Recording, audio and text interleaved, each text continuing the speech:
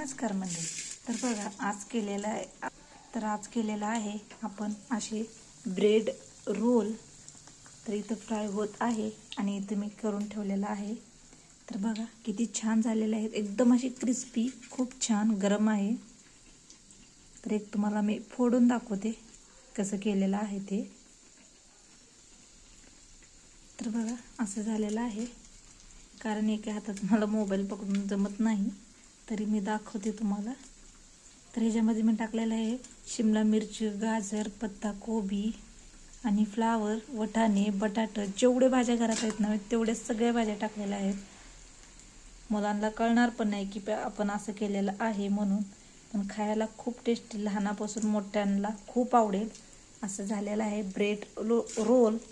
आणि बाकीचे इथं मी तळत आहे त्याला केचप बरोबर. थंडीच्या दिवसात खूप छान लागतो.